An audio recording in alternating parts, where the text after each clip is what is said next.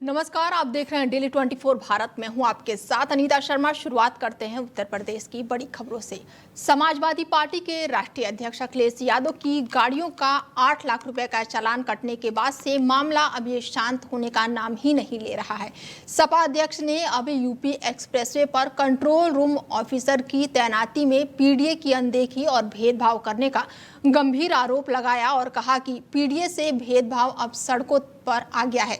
अखिलेश यादव ने एक ग्राफ के जरिए यूपी एक्सप्रेसवे पर कंट्रोल रूम में तैनात अधिकारियों की पोस्टिंग पर भी पीडीए समाज के साथ भेदभाव करने का गंभीर आरोप लगाया है। उन्होंने इसके लिए बीजेपी को जिम्मेदार बताया और बीजेपी को घेरते हुए कहा कि अब ये भेदभाव सड़कों तक आ गया है। सपा अध्यक्ष ने जो ग्राफ शेयर किया है जिसमें दावा किया गया है कि यूपी एक्सप्रेसवे पर कंट्रोल रूम ऑफिसर पद पर कुल 7 पोस्टिंग है, जिसमें से 6 अफसर जनरल कास्ट से हैं, जबकि एक कंट्रोल रूम ऑफिसर पीडीए समाज से है। सपा अध्यक्ष ने कहा कि इस तरह एक्सप्रेस कंट्रोल रूम में पीडीए से भेदभाव हो रहा है। उन्होंने अपने सोशल मीडिया प्लेटफॉर्म एक्स पर लिखा कि वर्चस्ववादी बीजेपी सरकार द्वारा पीडीए समाज से किया जा रहा भेदभाव अब तक चालान और सड़कों तक आ गया है। पीडीए कहे आज का नहीं चाहिए बीजेपी। और अखिलेश यादव ने दावा किया है कि इसके पीछे बीजेपी के नेता का सिस्टम होगा जिसे वो ढूंढ कर निकालेंगे। उन्होंने कहा कि मुझे एक दस्तावेज मिला था जिसमें लिखा था कि मुझे अपनी कार के लिए 8 लाख रुपए का चालान भरना है। मैंने उस कागज को दोबारा देखने की जहमत भी नहीं उठाई क्योंकि सरकार के पास कैमरे हैं। मेरी कार उनके कैमरों में कैद हो गई है। और इस दौरान अखिलेश यादव ने बीजेपी को जमकर घेरा है।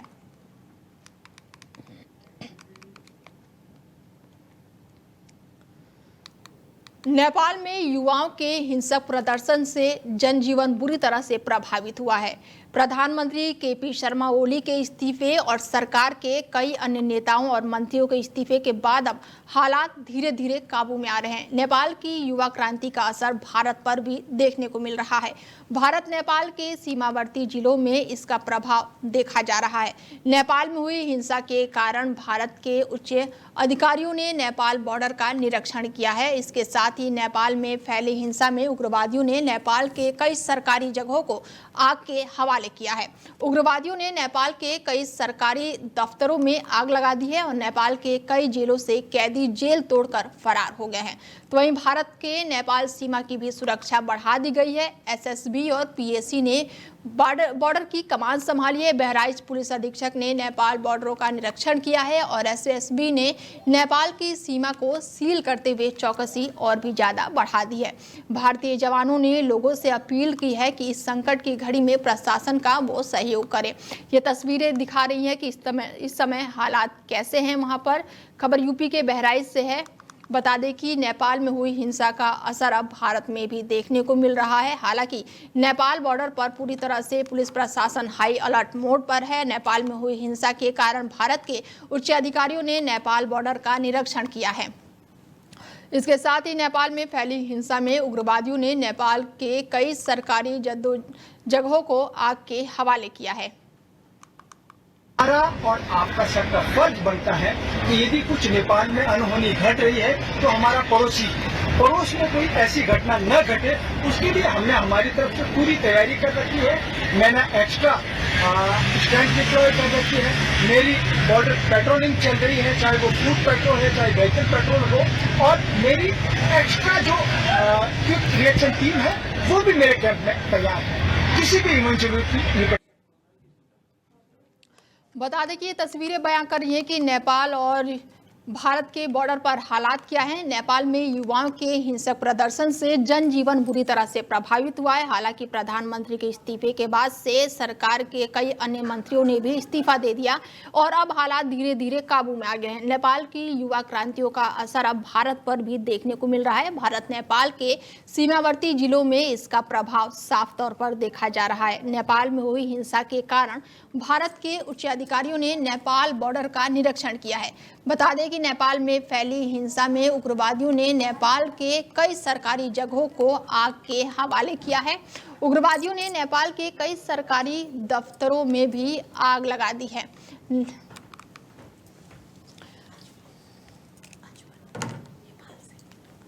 चलिए, इस खबर पर ज्यादा अपडेट के साथ हमारे साथ नेपाल से जुड़ चुके हैं अजमल शाह, और उनसे जानते हैं कि नेपाल के इस समय हालात क्या हैं।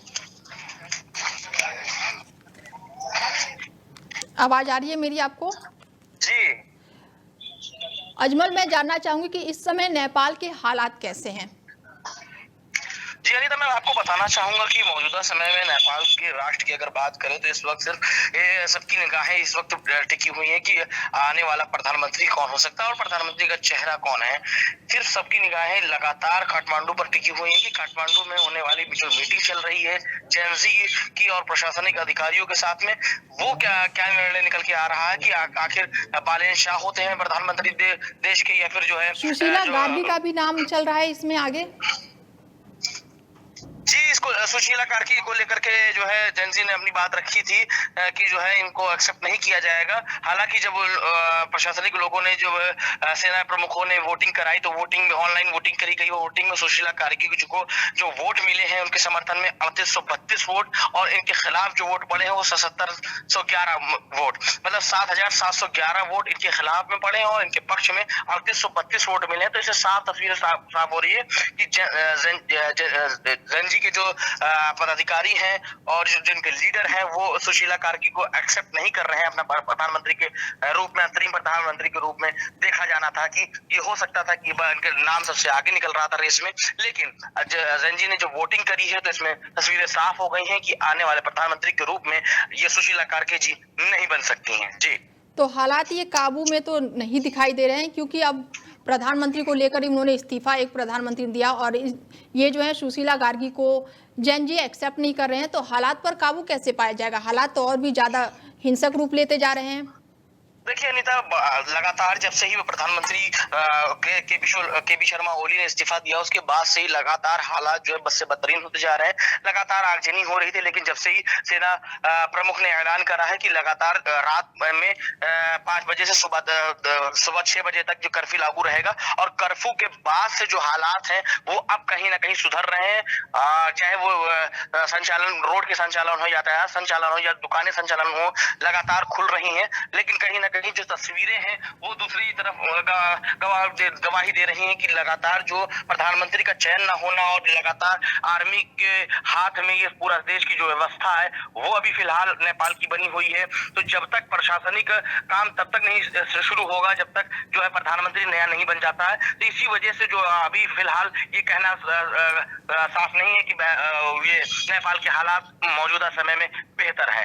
लगातार कयास लगाए जा रहे हैं कि आने वाले समय में शाम तक हो सकता है तस्वीरें साफ हो कि नेपाल का प्रधानमंत्री कौन होगा।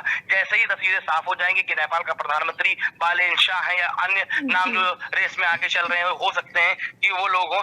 जैसे ही प्रधानमंत्री नया नेपाल को मिल जाएगा वैसे ही जो व्यवस्था यहाँ की और भी सुदृढ़ हो जाएगी। लेकिन फिलहाल अभी व्यवस्था सुदृढ़ नहीं। हाँ, ये अलग बात है कि संचालन शुरू हो गया, रोड का हो या दुकानें हो, प्राइवेट दुकानें हो, वो खुल गई हैं, लेकिन अभी भी पूरी तरह से जो इसका सुशासन है वो आर्मी के हाथ में, और जब तक कि आर्मी के हाथ में ये सुशासन है तब तक कहीं ना साफ नहीं होगा, सही नहीं होगा कि नेपाल के जो हालात हैं वो सही हो चुके हैं। जी, नेपाल में बहुत से कैदी भी इस समय फरार बताए जा रहे हैं, उनको लेकर पुलिस प्रशासन का क्या कुछ कहना है?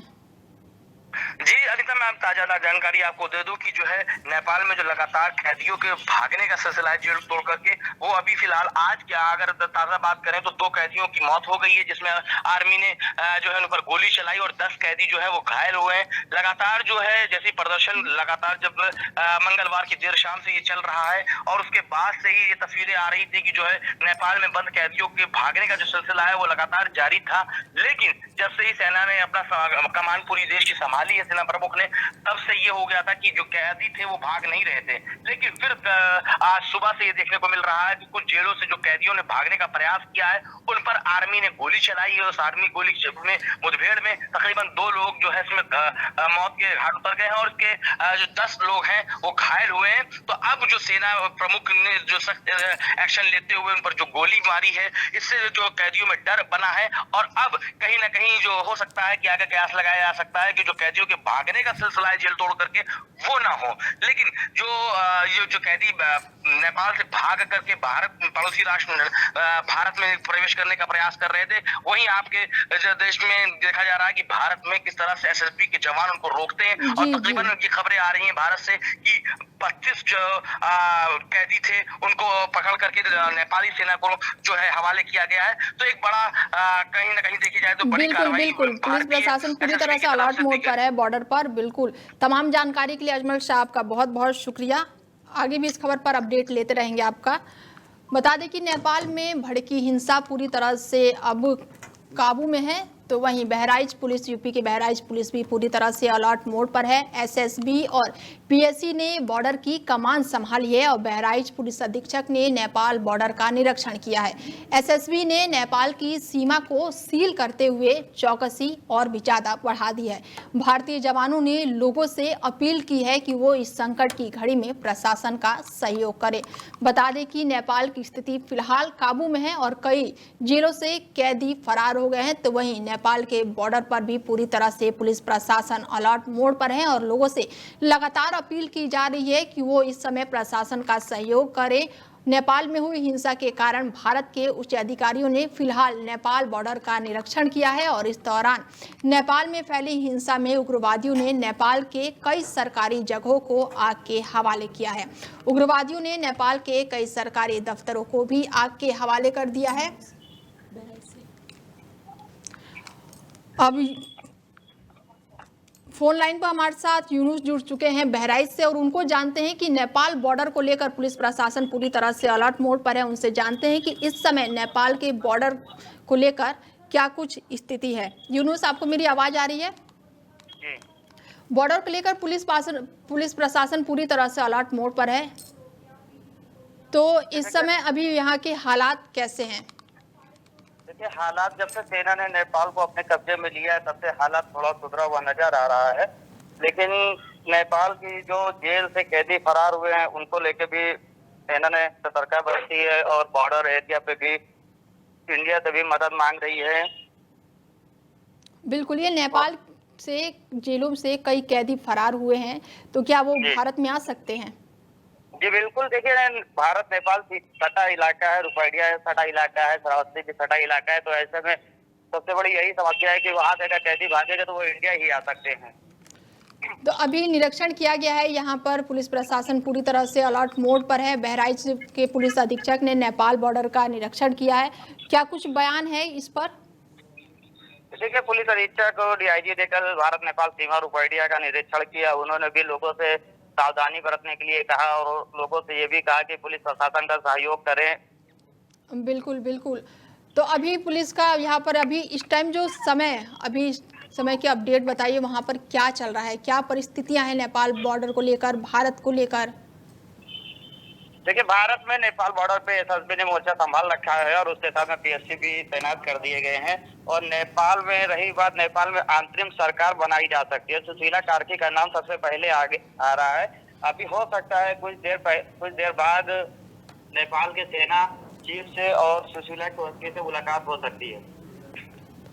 चलिए, इस तमाम जानकारी के लिए बहुत बहुत शुक्रिया आपका।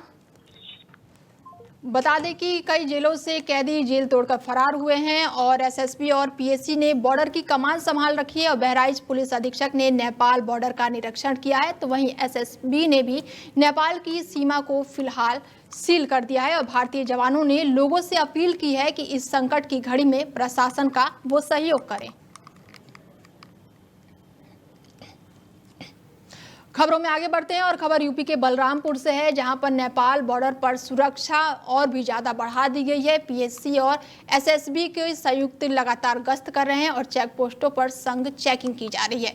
नेपाल सीमा सुरक्षा में मजबूती के साथ आगे बढ़ रहे हैं, तो वहीं बलरामपुर पुलिस, पीएससी और एसएसबी की संयुक्त टीम लगातार गश्त और संघ चेकिंग अभियान चला रही है। पुलिस अधीक्षक विकास कुमार के निर्देश और अपर पुलिस अधीक्षक विशाल पांडे के पर्यवेक्षण में बॉर्डर एरिया में पैदल गश्त किया गया। वाहनों और व्यक्तियों की संघ चेकिंग की जा रही है और साथ ही सीमावर्ती गांव के लोगों को जागरूक करके संदिग्ध गतिविधियों की सूचना तत्काल देने के लिए प्रेरित किया गया है। नेपाल बॉर्डर पर सुरक्षा के लिए बलरामपुर पुलिस हो या फिर पीएससी और एसएसबी की संयुक्त गश्त चेक पोस्ट पर संघ चेकिंग लगातार जारी है।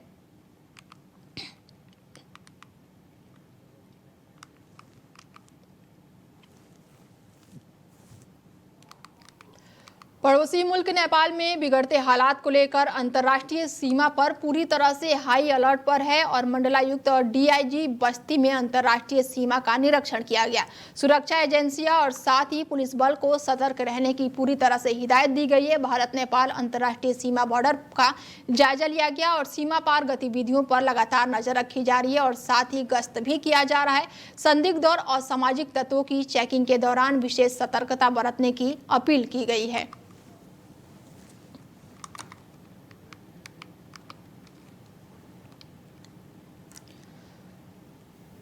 उत्तर प्रदेश सरकार की मंत्री बेबी रानी मौर्य ने झांसी के सिपरी बाजार थाने में प्रभारी आनंद सिंह के खिलाफ सख्त कदम उठाते हुए डीजीपी और प्रमुख सचिव गृह को पत्र लिखा है और मंत्री ने आरोप लगाया है कि थाना प्रभारी जनप्रतिनिधियों का सम्मान नहीं करते और अभद्र भाषा का प्रयोग करते हैं।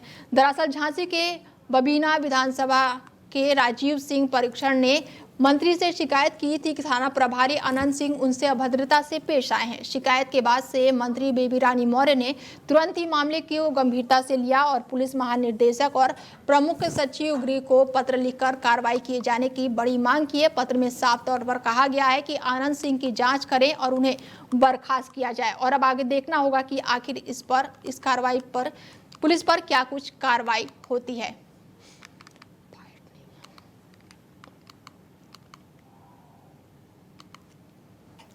खबर यूपी के झांसी से है, जहां पर पुलिस की बड़ी कार्रवाई देखने को मिली है। पुलिस और बदमाशों के बीच मुठभेड़ का मामला सामने आया है, तो वहीं एक बदमाश को गोली लग गई है और दूसरे को पुलिस ने गिरफ्तार कर लिया है। पुलिस झांसी की बड़ी सफलता मिली है और कोतवाली पुलिस को देर रात शातिर बदमाशों से मुठभेड़ हो गई और लूट और चोरी के दर्जनों वारदात को अंजाम दे चुके कुख्यात बदमाश को पुलिस ने हिरासत में लिया है। तो वहीं जवाबी कार्रवाई में बदमाश के पैर में गोली लग गई है और उसके साथ ही जावेद को पुलिस ने हथियार डालकर सरेंडर करने के लिए कहा। तो वहीं बदमाशों के कब्जे से करीब 5 लाख रुपए के एल्युमिनियम और तमंचा कारतूस भी पुलिस ने बरामद किया है। पुलिस के मुताबिक कुछ दिन पहले कोतवाली क्षेत्र के बड़े स्क्रैप कारोबारी प्रकाश जायसवाल के गोदाम से लाखों रुपए कीमती के स्क्रैप चोरी हुए थे और पुलिस लगातार आरोपियों की तलाश में थी और जिसके बाद से पुलिस ने बड़ी कार्रवाई करते हुए बदमाशों को फिलहाल धर दबोचा है। थाना अध्यक्ष कोतवाली को ये मुखबिर तथा जो सर्विलांस और सीसीटीवी के माध्यम से चोरों को तस्दीक कर लिया था। आज थाना प्रभारी कोतवाली को मुखबिरों से सूचना मिली थी कि जिन चोरों ने ये स्क्रैप चोरी किया है, ये मुस्तरा रोड पर पुलिया के नीचे सामान चुराए हुए हैं और इसको आज बेचने के फिराक में है। इस सूचना पर थाना प्रभारी कोतवाली की पुलिस टीम के द्वारा इनकी घेराबंदी की गई। अपने को घिरता हुआ देख जान मारने की नीयत से पुलिस टीम पर बदमाशों के द्वारा फायर कर दिया। काउंटर अटैक में एक बदमाश के पैर में गोली लगी। इसको हिरासत में लेकर पूछताछ की गई तो इसने अपना नाम शहंशाह बताया, जिसपे करीब दर्जन भर मुकदमे हैं। दूसरा अपराधी भी गिरफ्तार हुआ है जो अपना नाम जावेद बताया। थाना अध्यक्ष कोतवाली। शामली पुलिस ने बड़ी कार्रवाई करते हुए वांछित गैंगस्टर समीर पुत्र बारू निवासी गुलशन को गिरफ्तार किया है और साथ ही शामली पुलिस की मुठभेड़ के दौरान उसे गिरफ्तार किया गया है। आरोपी पर गैंगस्टर अधिनियम के तहत 25,000 रुपए का इनाम घोषित था। पुलिस और गैंगस्टर बदमाश के बाईपास पुल के पास ये बड़ी मुठभेड़ हुई है और चेकिंग के दौरान पुलिस टीम ने संदिग्ध को रोकने का प्रयास किया, लेकिन उसने फायरिंग शुरू कर दी और जवाबी कार्रवाई में आरोपी गंभीर रूप से घायल हो गया और जिसके पास से पुलिस ने एक अवैध तमंचा, एक खोखा, 3 जिंदा कारतूस और बिना नंबर प्लेट की एक मोटरसाइकिल भी बरामद की है। घायल आरोपी को उपचार के लिए अस्पताल में भर्ती कराया गया है।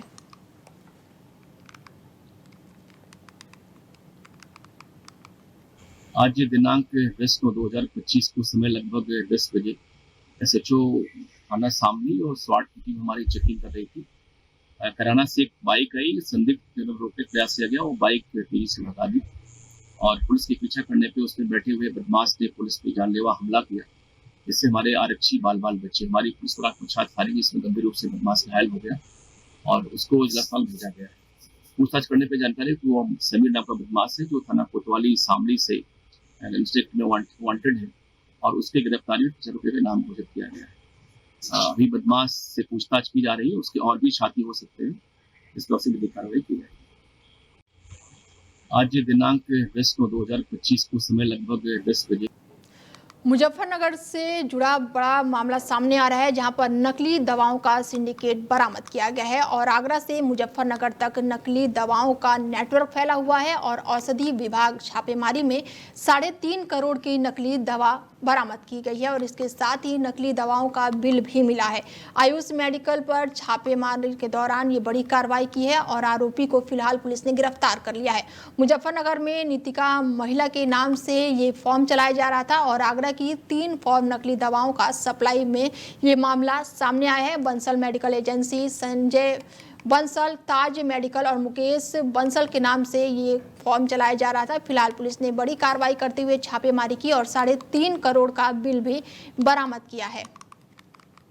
देखिए 22 तारीख से लेके और 31 तारीख तक हम लोगों ने आगरा में छापामार कार्रवाई की थी, जहाँ की बहुत भारी मात्रा में इंटर स्टेट नकली दवाओं के रैकेट्स को पकड़ा था। वहां पर बंसल मेडिकल एजेंसी और उसकी जो 2 सिस्टर कंसर्न थी, वहां से आयुष मेडिकल पे काफी मात्रा में बिलिंग पाई गई थी उन्हीं औषधियों की जो कि काउंटरफेट है, जो कि आपका चेन्नई से आई थी, पांडिचेरी से। उसी प्रकरण में कल से हमारी ये जांच चल रही थी। जांच में पाया गया कि जो उसके यहाँ से बिल बरामद हुए हैं वो इनके यहाँ पर भी वेरीफाइड हुए। वेरीफाइड होने पर जो है हम लोगों ने जांच की। जांच की जो हमारे कंटेंट आए उसके खिलाफ प्रथम सूचना रिपोर्ट दर्ज। खबर यूपी के आगरा से है, जहां पर मकान का छज्जा गिरने से बड़ा हादसा हुआ है और एक मासूम की जान चली गई है। बता दें कि मकान का छज्जा गिरने से बड़ा हादसा हुआ है और 4 से 5 लोग मलबे में दबे हैं और रेस्क्यू करके सभी को बाहर निकाला जा रहा है। एक ही परिवार के सभी लोग बताए जा रहे हैं और जिसमें एक की मासूम की जान चली गई है। सूचना पर पहुंची पुलिस फिलहाल जांच पड़ताल में जुटी हुई है। लोगों को मलबे से किसी तरह बाहर निकाला जा रहा है। थाना शाहगंज क्षेत्र का ये पूरा मामला बताया जा रहा है, जहां पर मकान का छज्जा गिरने से बड़ा हादसा हो गया है और इस हादसे में एक मासूम की जान चली गई है। तो वहीं पुलिस भी पूरी तरह से जांच पड़ताल में जुटी हुई है। भैया ये चज्जे में लेटे थे, पत्ती नहीं है मानना, तो हम धरना पर जब लेटे हुए थे, जो चज्जा गिर गया, जो पड़ोसी घर बना रहे थे। मेरे भाई देवर के बच्चे थे, देवर के बच्चे के लग गई उनकी, पता नहीं एक बच्चा से निकाला मैंने। मेरी दो रानी के भी लगी अस्पताल लेके। कितने लोग दबे थे? 5 जने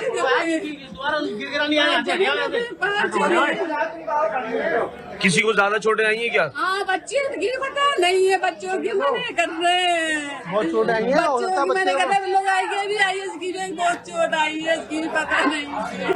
भैया ये चज्जे में लेटे थे, पत्ती नहीं है मानना, तो हम धरना पर जब लेटे हुए थे, जो चज्जा गिर गया, जो पड़ोसी घर बना रहे थे। फिलहाल बुलेटिन में मेरे साथ इतना ही। दीजिए इजाजत, नमस्कार।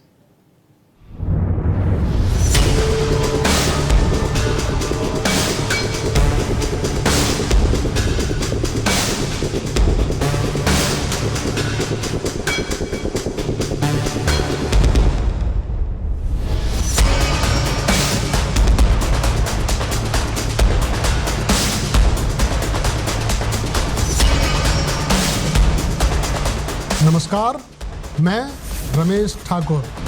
जल्द ही डेली 24 भारत पर होगा हाई अलर्ट।